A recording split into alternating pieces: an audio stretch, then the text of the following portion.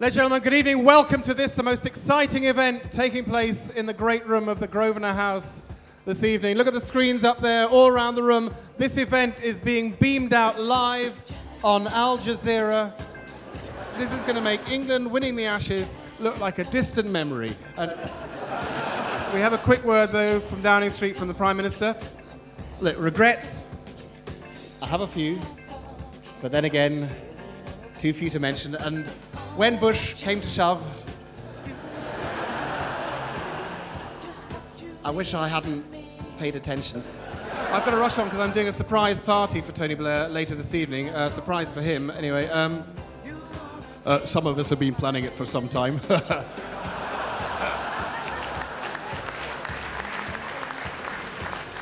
I'd do anything for your job, anything for your job, anything I do. Would you eat less pies? Anything. Will you please welcome to the stage the chairman of the organising committee for tonight's party, Nainash Desai. It is my privilege and honour to welcome you to the Bunbury's 21st birthday celebrations. My first duty is to introduce some of the legendary Bunbury sportsmen who are here today. We are also extremely honoured tonight to have amongst us icons from the world of music. Robin Gibb, Bill Wyman and Eric Clapton. Thank you for honouring us with your presence. We welcome to the stage opera divas Elysium.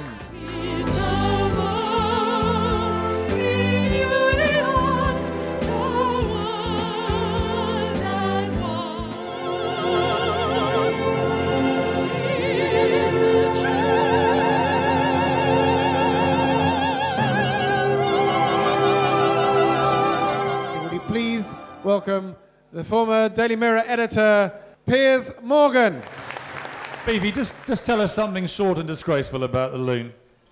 Well, it's very hard. Sadly, I've known him since I was about 16, which is a long, long time ago.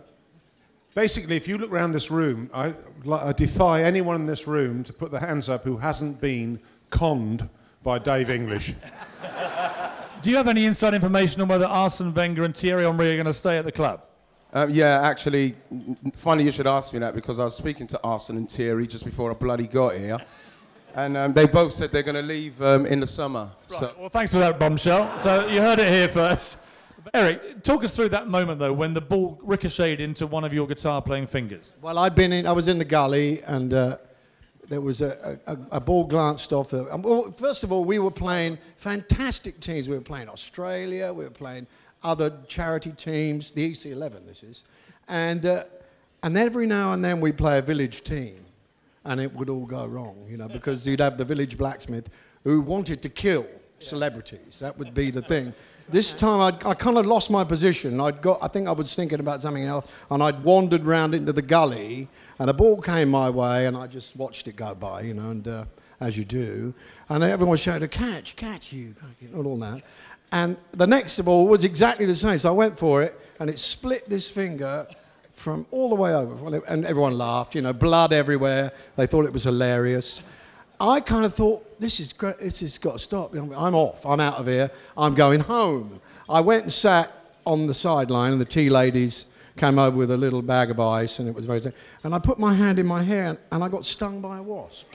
I've always supported Bunbury's, ever since Dave came up with the idea. One interesting thing is how we met Dave. He was actually the acting head of RSO Records about 1972, and it was the first meeting we had with him that actually impressed me.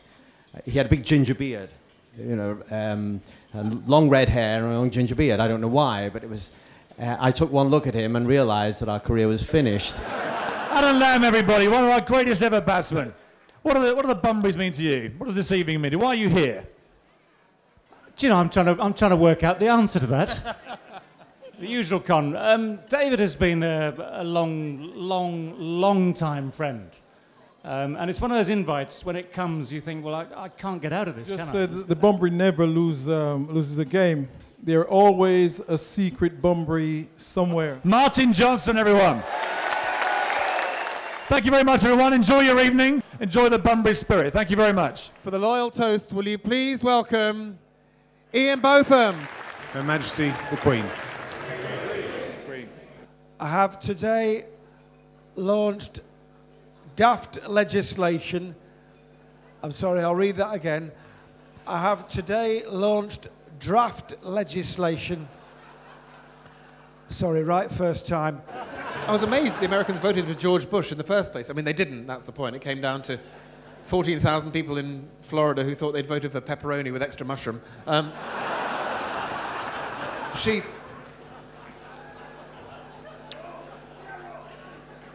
We proved them wrong. We proved them wrong in Iraq. They said there was no link between Iraq and Al-Qaeda.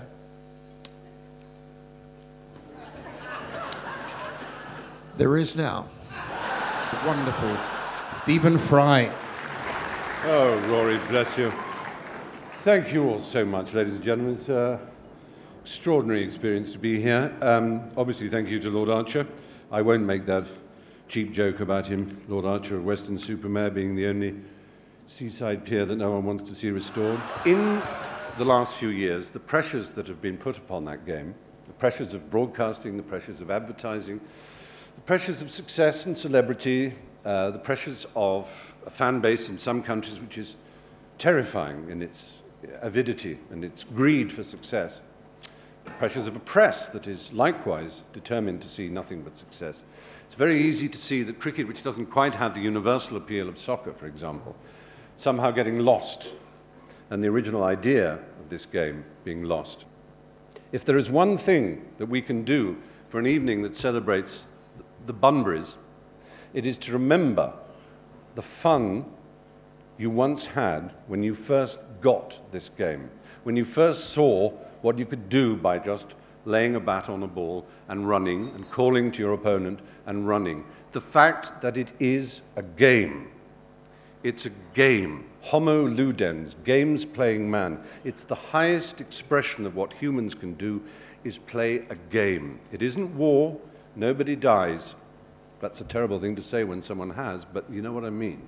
So it is up to us, in the name of Bunbury, in the name and spirit of the fun game that once made us smile, to rededicate ourselves to the idea of what cricket is, as fans, to go along and continue to enjoy it, as young players, to believe in it in its best possible way, played hard, played fiercely, played to win, but nonetheless played with pleasure, to feel the pleasure of the god of cricket ruffling your shirt as you run in to bowl or as you step forward to strike the ball.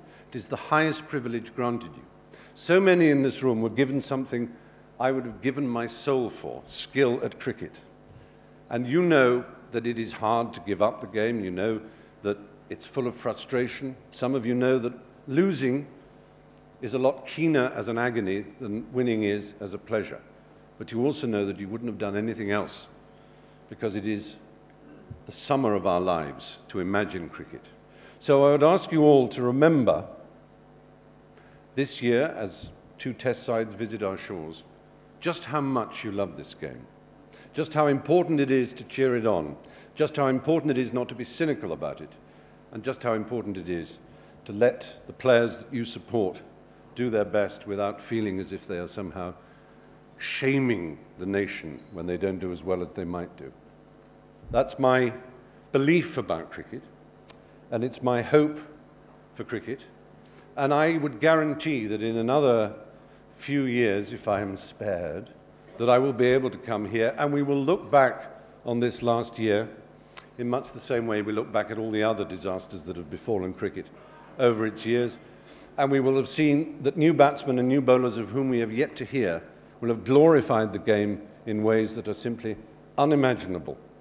I'm sorry to be serious at what is a fun event, but I think it's so important that we, as it were, reconsecrate our idea of what cricket is. And we might as well start here by charging our glasses and having a toast to Bunbury and to cricket. Thank you very much indeed. Thank you. That is among the finest speeches I have ever heard in my life. Stephen Fry.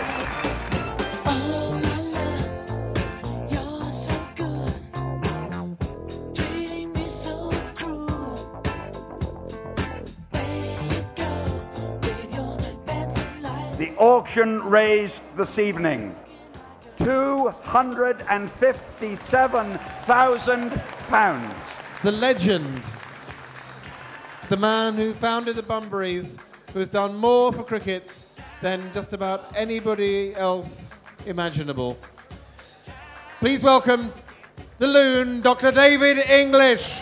So there we are. We all started the Bunbury team, and then one game went to another, and we did Lammy's game, and we pulled in at Northampton, and the Australian team had just beat Northampton in 2 days, and Alan Border said, "Good day, Dave.